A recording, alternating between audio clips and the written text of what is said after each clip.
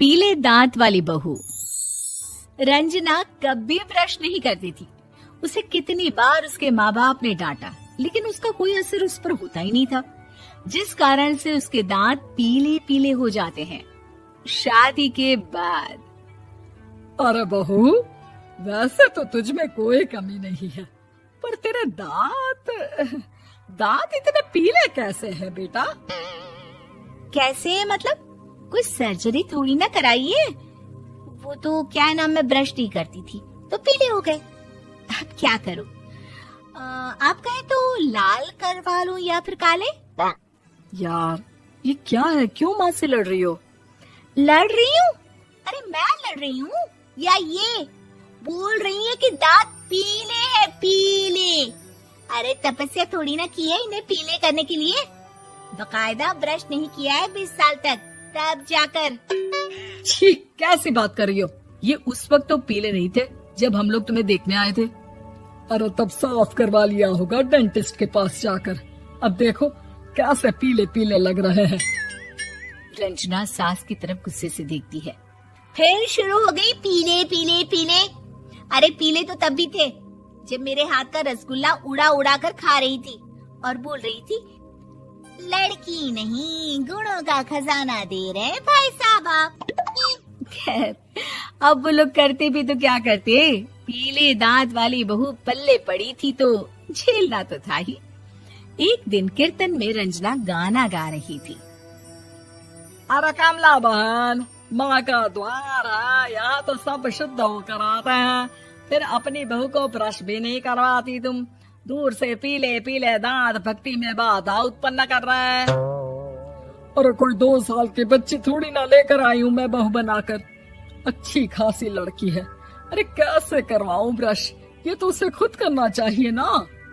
अब माँ बाप तो इसके जैसे तैसे निपटा दिए, ये नहीं सोचा कि सास कैसे संभालेगी। सास बहू को लेकर घर आ जाती है, लेकिन सोच लेती है कि अब इसे लेकर कहीं नहीं जाएगी। अगले रोज बहू कहती है, अरे क्या हो गया, मंदिर नहीं जाना क्या? कीर्तन का वक्त हो रहा है। मेरी मधुर वाणी से कान्हा जी जागते हैं और सोते हैं। आप तो जानती है ना उनकी भक्ति में कितना मन लगता है मेरा। वो क्या है ना, तबीयत ठीक नहीं लग रही है मेरी, आराम करूंगी मैं। तबीयत ठीक नहीं लग रही? अभी तो मिथुन के गाने पर नाच रही थी आप, और अब बोल रही है कि तबीयत ठीक नहीं लग रही।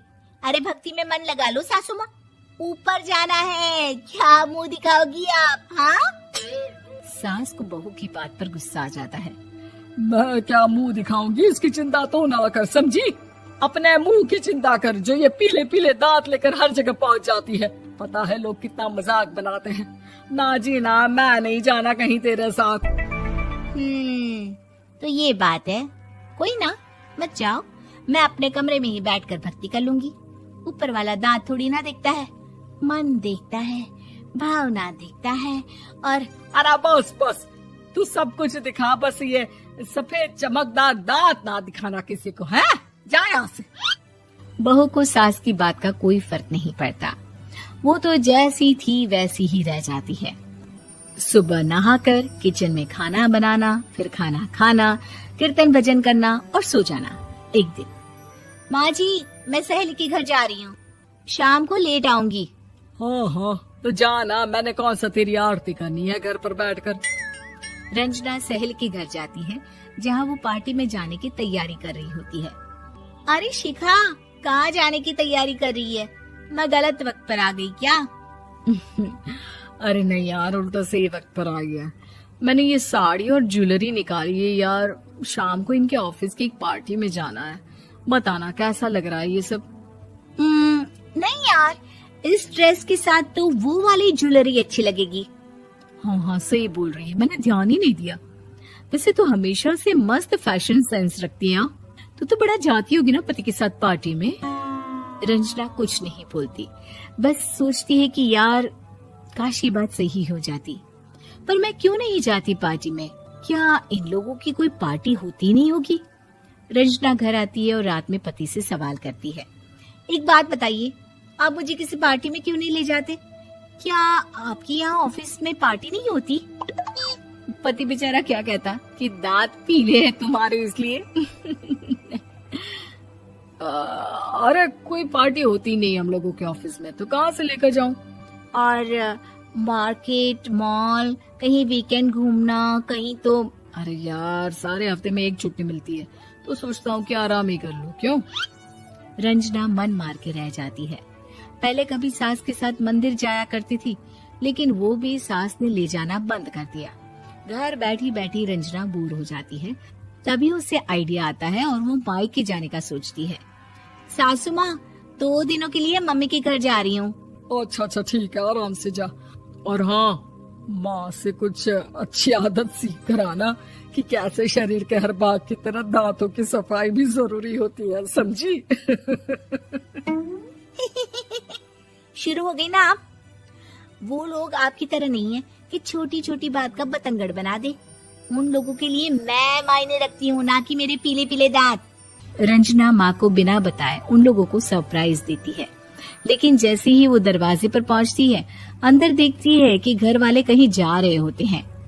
अब माँ, काश रंजना दीदी के दांतों वाली प्रॉब्लम नहीं होती, तो वो भी हम लोगों के साथ चलती ना बुआ जी की बेटी की शादी में। हाँ बेटा, लेकिन अब उसे कौन समझाए कि उसको उसके पीले दांत नहीं दिखते, लेकिन उसके आसपास के लोगों को कितना एम्बैरेसिंग फील कराते हैं। मुझे तो कितनी बार उसके स्कूल की टीचर ने शिकायत की कि उसके साथ कोई लड़की बैठना भी नहीं चाहती, और ना ही कॉलेज में कोई उससे बात करना चाहता था। लेकिन पता नहीं क्यों उसे ये बात समझ में ही नहीं आती। कोई कमी नहीं है उस लड़की में, बस यही कि दांत पीले हैं। वो तो भला हो जीजा जी और उनकी माँ का, जो दीदी को जैसी है वैसे ही रखा हुआ है। रंजना को अपने घर वालों की बात सुनकर बहुत दुख होता है।